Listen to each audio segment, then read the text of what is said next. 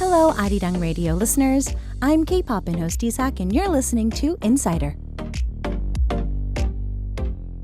Today, I was trying not to bring my fangirl mode out, but it's now impossible because he's given me so many signed stuff that fangirl Isak is here. We got the world famous photographer Chae in the studio. 안녕하세요. Hello. Hi. Welcome to the show. Please introduce yourself to our listeners. Yes, my name is Chae. I'm a photographer, mostly known for traveling around the world, but obviously right now just stuck in Korea and doing things that I can here. Right. I think that's the perfect phrase to put it. You are stuck in Korea. Because yes, not in a negative way, but yeah. But very happily. So I've been seeing like your homepage and stuff like that. You've pretty much like visited 80 plus countries, right. so like 85 and counting. Right, I've been counting. So 85, yes. And counting.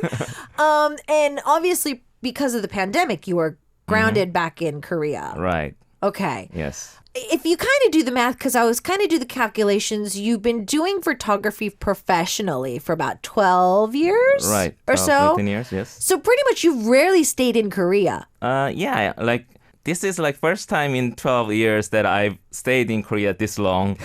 Every year before this happened that I always went out somewhere at least 3-4 months. Okay. Traveling around. So now, I'm rediscovering Korea because every time back in days when I travel and then come back to Korea, I always felt like something has changed because Right. Korea is so fast changing. Right. So I always felt like a stranger a little bit, even living in my home country. Right. But now that I'm here for now 2 years almost, so I rediscovered a lot of things, and that's actually how I started photographing Seoul. That's like a new project that I'm doing right now. Ooh, okay. So, We're going to talk a little bit about that new project a little bit later. But our listeners are saying hello. It's really great to have you here. Now, I was reading, I actually was looking at a video that you made, and when you were describing yourself, you like to describe yourself like you're a street photographer at heart. Right. But it seems like you do a lot of different types of photography. Right. So if I were to just title you, like just world famous photographer, is that like the title that I can just go for? Or is there like a specific title that you like or prefer? That's the only title I wouldn't use, but to describe myself. But at the core of my work, I consider myself to be street photographer, and that's not to say that I take pictures only on the streets, Right. but it's more about my philosophy in photography that I don't ask people to pose or I don't set up my shot. I'm more of a intuition kind of guy. Okay. I always I walk a lot, and I always find something interesting by walking, just wandering, being lost, and I capture that moment instantly. So in that essence, I always consider myself a street photographer, not just when I take pictures of people or what's happening on the street, but even when I'm taking pictures of landscape. People like my landscape work, but even the landscape, I always say I don't take landscape images like those specific landscape photographers do. I incline into more of that street photography philosophy. Like more spontaneous. Right, so I don't moment. plan, like some landscape photographers, they find a spot and they stay there for like many days, or they come back to the same spot. Like they set up a hut or like a tent to like capture animals for like days. Right. And then they wait for sunset or sunrise, things like that. But for me, I only pick a region and I don't decide where I'm going to go. I just wander around and I don't know where I'm going to be at sunset or sunrise. I just kind of leave it at chance. And that's kind of and by doing that, I lose a lot of moments, but that's kind of how I like to do my work. Because I want to find something accidentally, and so that's how I do. Yeah. Now, photography, I feel that an average individual, to meet a photographer like you, it's like a once in a lifetime ordeal. Because to be very honest, the average person, either you're taking prom pictures, wedding pictures, or family photos, or maybe your passport picture. You know, our interaction with photographers, I think, is very limited. And so I feel that our understanding on the whole ideal of photography is very different as well. Because I feel that you say that you don't really set up the moment to take pictures. So do you ever like heavily edit your pictures afterwards? Because I feel that certain photographers, Yes. they rely on a certain setting, but they use that as kind of like a blank canvas, so they can go back and edit it. Right, sure. So what about you? For like, since you are such a spontaneous photographer, is there like, do you go back and use certain tools to enhance a picture? Sure. How does that work? This is actually great misunderstanding about photography and this big debate that always goes on between even the photographers themselves about this post-editing the photographs. And some photographers call themselves purists that they don't touch their photographs. And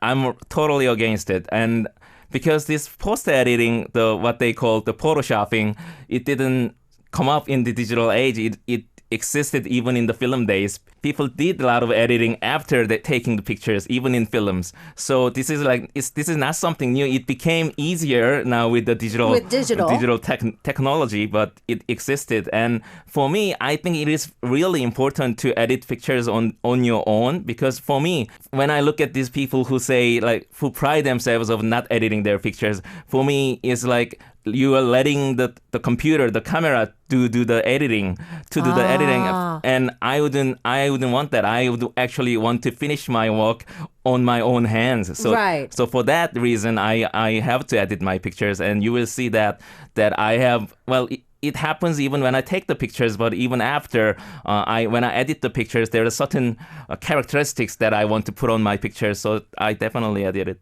Okay. Because I feel that, like you were saying, like those purists or whatnot, I feel that I've had exposure to friends who might take like a course in photography in like college as like an elective course or whatnot. Sure. They take like one semester of photography and they think they're like an expert. You know, they flip their hair. They're just like, oh, so let me see your like camera. You're not supposed to take pictures with that. Like you're supposed to. You're not supposed to use an auto feature. You're supposed to put it in this mode and really know how to work your camera. Sure. Are you that kind of a photographer as well, or no?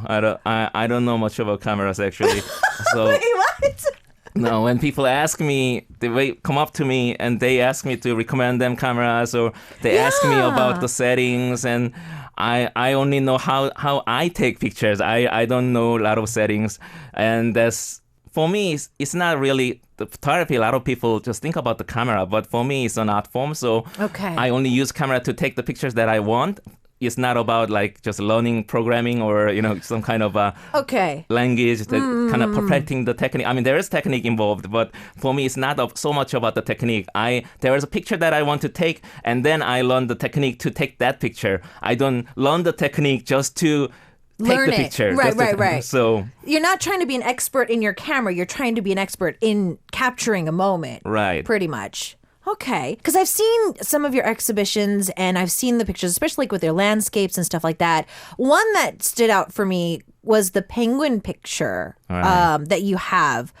That felt like one of those like National Geographic, like you sat there for like 12 hours type of a picture. But that was actually like a moment picture as well. Yes, I went to, there are a lot of different penguin pictures, but most of them, I went to the region that they're known to have the penguins.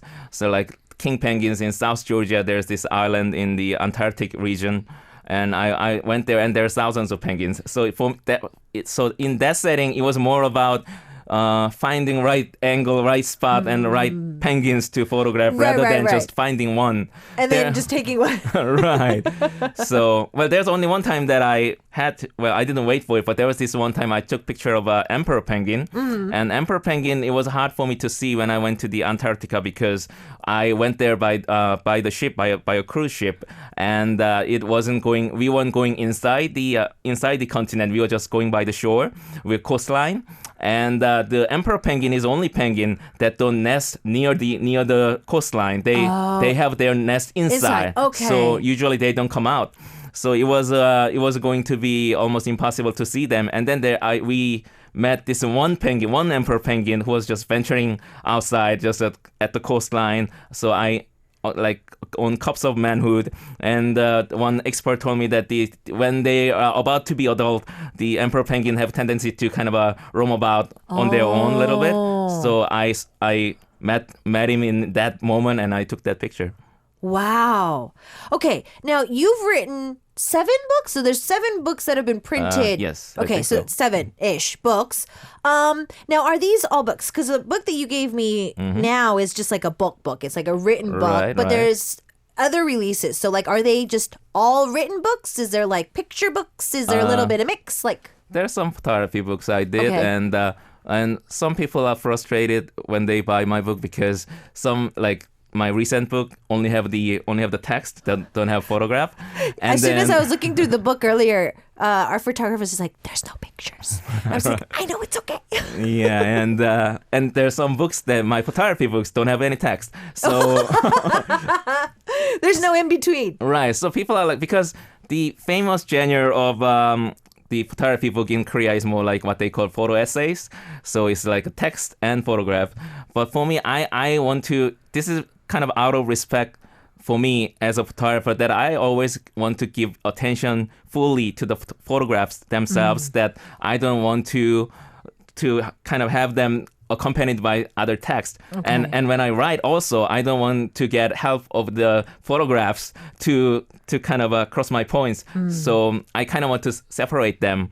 And my publisher don't like it, but because, Oh well, but, sorry, publisher. yeah, I'm a little bit stubborn that way. Well, I feel that I think a lot of maybe photographers, when they do a photo essay, and probably the audience as well, sometimes we want the backstory of the yes. pictures, Right. like the emperor penguin you just told me about. Right. I feel that, me looking at the picture and just grasping at how beautiful it is, but then having, a little text of like why Right. you took that picture or how you took that picture. I think that's why people tend to lean Right, towards right, photo right. essays, because they want like the backstory. Right. So when people ask me, I explain to them. I'm like at the exhibition or when people message me. But one thing I really like is that when people look at my photographs without me explaining them, they tell me these stories like they're from out of their imagination. I never thought was possible, and they kind of guess that I took this picture for this reason, and I never thought about that.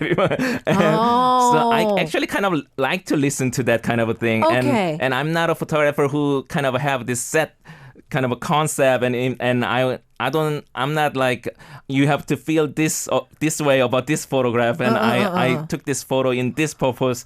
I'm not like that.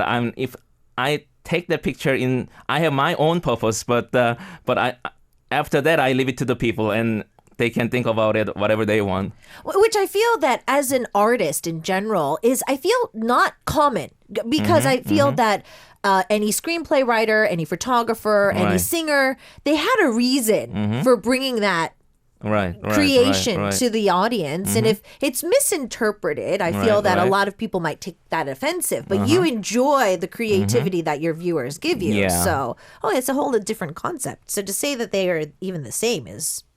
Well, Yeah. Now, I think that just like an artiste, like somebody who is drawing a picture, they have their own way of curving their lines, our Picassos and stuff from the past. If you were to describe your photos, could I like literally just look at any picture that you took and be like, oh, that's a K-tip picture. Like, that's Right. definitely one of his pictures. What could be some things that we could look forward to, like in your photography? Well, I guess first thing people think about when they look at my works, obviously colors. Okay. And I always go for that very contrasty, very vivid images, which some people don't like. But for me, my passion in photography has always been about colors. And as I describe it in this book as well, a lot of people think about photography as taking pictures of something that is out there. But for me, I always take photography as expressing myself. Okay. So when I take these very colorful photographs that I didn't sit down and think about, what am I going to do like that differentiate me from other guys? No, from very young age, I always loved this very bright colors, that colorful stuff. Okay. As you can see me today, this is kind of modest today, but This is modest. Okay. How you look today is modest. Okay. right. So I enjoyed these very bright colors, the like rainbow colors. And when I was young, when I used to live in New York, I used to even dressed in my mother's clothes because back then they didn't have a lot of colorful men's clothes. Right. Okay. So colors came to me naturally. So my colors became very contrasty, very high colored because when I see the world, I always see colors. I pick up on it. So that's how kind of I became my signature style. Okay. And then second thing would be a lot of people tell me when they look at my work that they didn't think it was photograph. They always say they thought it was painting. And some photographers take offense to that, like because a lot of photographers want to show their work as real as possible, so to speak. Right. But for me, it's never been one misconception I think is about photography is that thinking photograph shows what is real. I never thought photography is about showing what is real. As I said, it was about expression. So I always kind of stretch that out. And I actually like the fact that people see my work and think they are painting. I actually want to stretch that point. So when I have exhibition, I even use kind of a special paper that has little textures on them. So I actually empathize on that point that they look like paintings. And it goes well with my very vivid colors. No, it does, because I feel that it creates a little bit more contrast that gets the point across with your pictures as well. Now, I've interviewed in the past a travel book writer where sometimes they will plan a trip and they will write a book about it just because they planned that trip. Like they felt inspired to go to Switzerland. And I know that for like books and stuff like that, sometimes the publisher will offer you like a place to go and please capture this and come back. So out of the 85 countries that you've been to up until now, how do you plan your exhibitions, like on your adventures? Are you planning like, okay, I'm inspired by Africa, so I'm going to Africa this year, or does like a publisher reach out to you and you go, or how do you plan your next project? It's very rare for me that somebody like ask me to go somewhere. I wish they did, but yeah, I've been a loner in many ways, and well, because there are like this personal goal that I have, personal project. Because a lot of people misunderstand me as a travel photographer, but I'm more of this street photographer. So the way I work, the pictures that I take are different from what they require in kind of a travel photography industry. Okay. So it's different. And also, when I first began this whole journey that traveling around the world, I started with any countries that I could go to, like at that moment. So I didn't think too much about it because there were so many places that I wanted to go anyway. So if the opportunity presented itself, I just went. But after some years and after I went to like 30, 40 countries, then, I kind of started to look at the map and see, which area that I should go next. I started to see the whole picture of because I didn't, when I see my work, I don't see just one picture. I see it as a whole body of work. Okay. And as I have this, my personal goal is to photograph 100 countries. Wow. So to have that, not just 100 countries, but I want to kind of have this nice representation of the earth that I saw. So I see the photographs that I've already taken, the places that I've already been, and I kind of look at the map and kind of see, which area should be kind of nice to complement what I've already have done. Okay. So that's how kind of I decide where to go. Okay, so you're kind of looking back at what you've done just to kind of continue that thought with the places that you're going. Oh, yes. That's amazing. Now, all about Korea. Arirang Radio. Today on Insider, I'm not sure if I am succeeding or not. I think I'm failing at showing my fangirl side today. We have the second hour of K-pop, and continuing as you continue to listen to Arirang Radio. Our insider for today is the world-famous photographer Chae. He's been telling us a little bit about his life, about how he takes pictures, about his pictures in general. So out of one of the things that he brought me today is some of his photography. And I talked about penguins earlier. So here's this one. This literally looks just like... That's the emperor penguin that I just told you were about. talking about. Yes. Oh, this is amazing. So this white backdrop, this is just the snow, right? Yes. So he's snowing. He is standing on this iceberg. Wow. And I took his picture. Okay, fam. I know for those of you who might not be watching our live feed at the moment, You might want to hop on over because these pictures are amazing. But yeah, I feel that you can even see through the screen here, the picture, the paper texture that he uses to print these on, it really does make it look like it's almost like a painting or a stencil drawing almost Right. for like how the colors are put out. So, okay, since I have this picture in front of me, for this picture, after you took it, how did you edit it? So, like, do you add color? Do you make just the lines more vivid? Like, how do you edit this, if you don't mind? It depends, but for me, it's more about but I don't do much. I mean, Okay. it's funny that people think that when they talk about editing, like they think that I edit a lot actually. But the funny thing is those photographs that look what they call real could be actually the photographs that they did more editing. Editing too. so for me, people say they look superficial in a way, but I don't do too much. Mostly I try to bring out the color. So I want my colors to pop out a little more. So that's mostly what I do. Okay, so it's kind of like organizing like the Right. picture. Right, and the tone of the image, and when you look at my work, there's a certain kind of a color grading that goes on that they go all together. That's kind of my little thing. So I kind of try to put them on that whole kind of my style, my character. Okay, so kind of make that your signature. So we do have a lot of questions coming in. First one, this is kind of not going in the flow of things, but have you ever done or will you ever do a wedding photo shoot? I have done only once, and that was for my friend who did their wedding in the city hall in New York, and I thought the occasion was very nice. Okay. So I wanted to help out. I'm not opposed to it, but the reason I haven't done it is for me, I always want to respect the photography in other genres. I don't like crossing over to different categories, and a lot of photographers think they can do everything. But for me, I think it's same as the art. The painting, sculpting. I mean, some artists do it all, but I think it takes each specific skills to do each different categories, and so I want to give my respect to the specific wedding photographers. So I don't want to just say I can do that too and just go on and do it. So Okay. So, I mean, as a gift or something, you might think about it, or if it's like a special event that you feel Right. inspired to do, but you don't necessarily want to say, I got this. I can do everything. right. Okay. Have you ever done underwater photography? Well, just a few times that not exactly on the water, but when I was in Galapagos, I was snorkeling and I brought this small camera to take some pictures. But I'm really afraid of water, even then I did snorkeling and I took some pictures, but my mind was not exactly at peace. Focus on the pictures. Okay. So, but it's definitely something I want to do. Actually, one of the reasons I want to learn to dive one day. I did take some classes a few years back, but I didn't get that license. But it's something I want to do. But the thing is, underwater photography takes a lot of money. Right. Because I feel that everything is so more expensive to like Right. take everything down under. Right.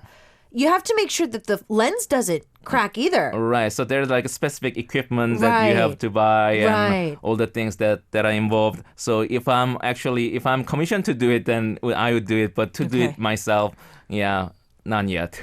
Yeah, okay. A lot of our listeners are listening to us from like Indonesia, from Malaysia, from Singapore, from the Philippines, and places like that. So, out of all of the places that you've been to now, and I know it's going to be hard to choose, but maybe the most memorable country that you went to, maybe it was because it was the most challenging. Right. Was there any country out of the 85 countries that you've been to that is the most memorable? It's really hard to pick. It's one of the common questions that I'm asked, but Probably. because I never have like a bad country, bad memories from anywhere. Like Okay. some people might travel somewhere and say, this wasn't for me. But for me, I'm kind of a guy who fall in love very easily. So whenever I go to certain country, I always find something nice about it. So after I visited one country, I always have that special bond about that country. So like when I see that country like playing on a World Cup, like or something, that I always root for that country, that kind of thing. So Okay. so I love all the countries that I've been to. But if I have to pick right now, the one country that one of the recent countries that I visited that I have very fond memories of is Sudan. Okay. And Sudan, is special for me because it was really hard to get to, and also the travel there was really hard. There was no travel guide or anything to follow Or like on. package deal or anything. Right, so it was very vague, and I had to rely on just scattered information of like some backpackers who traveled back in the days, and so it was very uncertain travel. But that was also very essence of travel that I want to do that, and I do, and during that time, I met a lot of nice people. Okay. I mean, we didn't speak the same language, but it was a really nice experience that I had there. So it's definitely one place I want to go back. Okay. Yeah, you know what? Actually, that was going to be my next question. Your English is amazing, but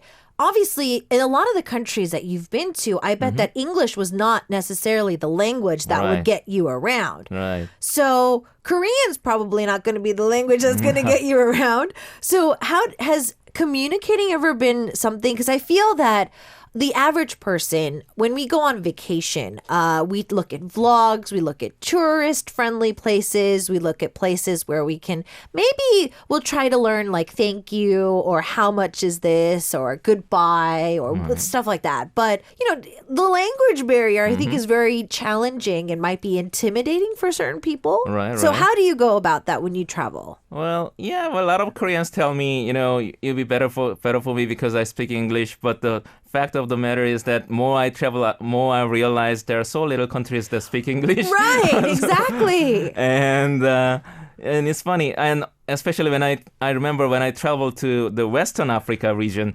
most of Western African countries speak French. I mean, they have their own dialect, but Their second language is right. French. Oh, wow. And so I also had trouble there. Obviously, they didn't speak English, but I never thought it was so much problem that we don't speak the same language, because for me, what I realized by traveling is that even if you speak the same language, there are a lot of misunderstanding. I mean, even in Korea, I speak Korean and these people speak Korean, and there are so many times that we don't understand each other. And actually, there's more fighting and arguing because we think we understand each other. But you don't. Right. So for me, just by speaking the same language, it doesn't mean that we understand each other. So in that essence, even though I didn't speak the language that they were speaking, we were more paying more attention to each other. And whenever I meet the local people, that I pay attention to every detail, and we try to communicate with each other. We have that same intention. And when you have that, there's so much that you can understand even without saying anything. True. No, okay, that actually makes a lot more sense. I feel that for any of our listeners who might have felt like a fear of a language barrier going overseas and you've held that back because you're afraid of doing it, I think that our photographer is living proof that just go. There's so much more that you can do, even though you guys don't speak the same language. Yeah, regret later. Yeah, do it now so you don't regret it later. So you did tell us briefly that you were in New York Yes. for a while. So was that for school? Did you move there? What was that whole deal about? Yeah, so it was because of my family. So my traveling around, you could say, started early because my family moved first to Honduras. This was a Central American country back in 1994, and this was before a lot of people started traveling. And Yeah, because Honduras is still a place now that not a lot of people would mark off the first place they would go to. But if you went back in 94, that was, very okay. Right. Spontaneous. Right. Well, looking back, it was a really interesting place. I mean, Right. but I was like 16 years old at the time, so I didn't realize how that was.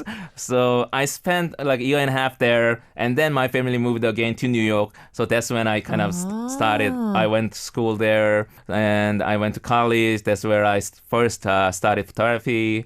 So yeah, I have a fun kind of heart for the city of New York. Yes. Okay, so if anybody is like, okay, where's your heart? You might say that New York has a special place in your heart. Yes. Okay. Because I feel that a lot of people do that. There's like an East-West thing, and Right. like you're forever an East-West person, apparently. Yes. So, East guy. Yeah, he's an Eastern guy.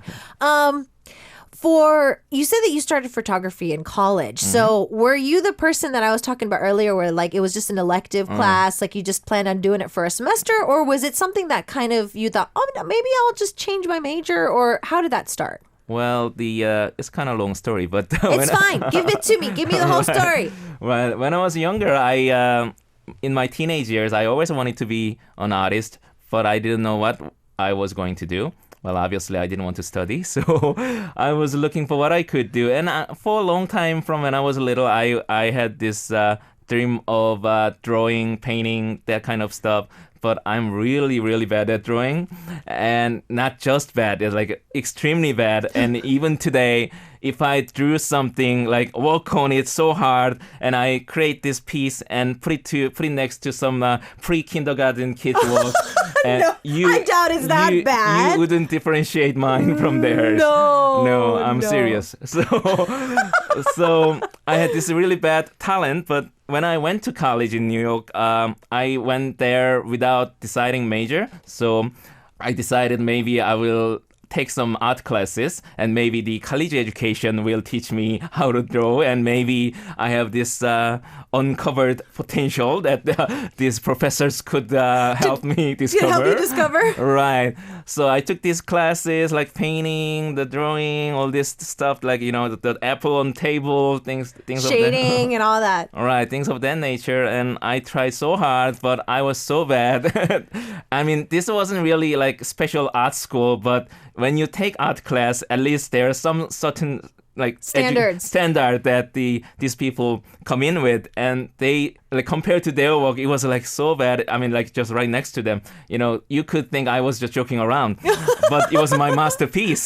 So, I put so much hours and love into this piece. Right. But thankfully, I mean, the professors never told me that I should find something else to do. Oh, they were sweet. Okay, they were nice about it. They gave me like a C plus, kind of like you tried kind of thing. C for effort. Right. So, but I myself, I after one semester, I realized this wasn't going to be my thing to do. But good thing was that among all those classes that I took, one of the art classes that I took was the film photography, the black and white photography class. And I thought it was something that suits me, that I felt photography was something, it was kind of like a painting without really painting. Okay. So I thought that was kind of a way to go. So on my second semester, I changed my major to photography. So that's when I first started. Wow. So I guess maybe this is the unable to paint. Right. You could say I'm painting through your pictures. Right. With the stuff that you were not able to do back then. Okay. Well, that's so amazing. Fam, if you have any more questions and messages, continue to send those in. We're going to be looking at those in just a few moments. I have a little OX quiz that I'm going to try to squeeze in as well. I'm in London. I'm in Australia. Tokyo. The Philippines. Finland. Indonesia. New York. Arirang Radio. Now live in Seoul. All right, so we've got our insider in the studio for today. Him and I have been talking up a storm during the song break. It's literally feeling like just coffee time, like tea time with just an old friend, because our amazing photographer is here in the studio with us. We had a question that was coming in. I think you got this question all the time, but how do you take care of your camera? Adrian from the Philippines asked this. Yes. Actually, it's funny that I hear so many stories about other photographers who travel and they get their cameras stolen.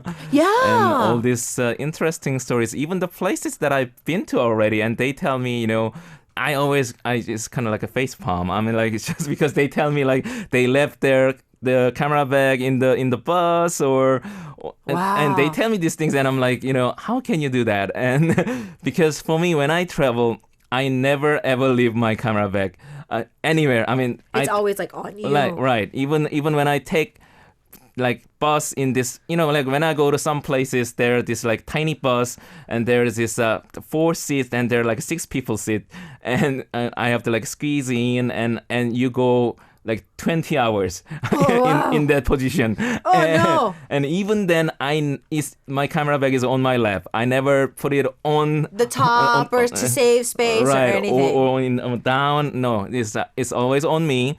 Wherever I go, and even when I use toilet, I take them with me.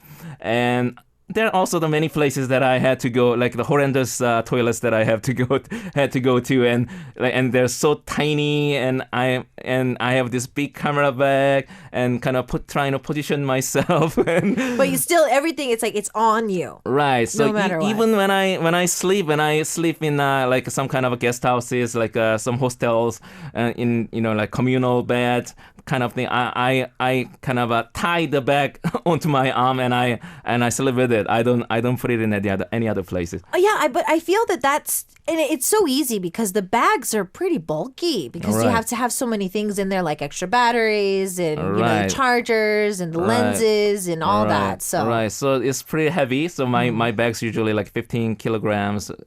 And 20 it could be. So it's on my lap, and even when I sleep, these bags are really tiny most times.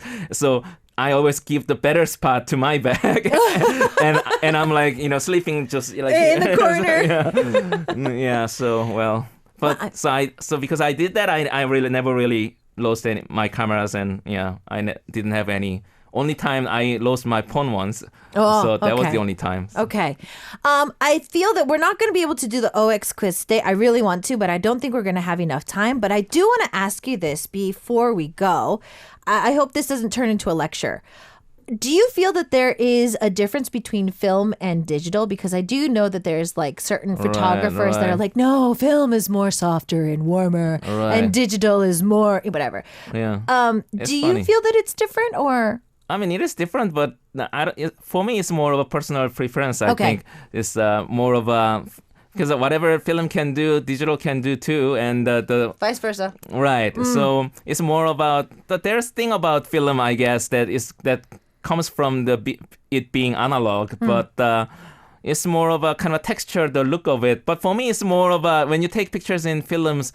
It's more about not the result, but it's more about the mindset. I think that there's only like 36 the films that you use, and like you have like a regulation to it, right? And then you cannot see the result.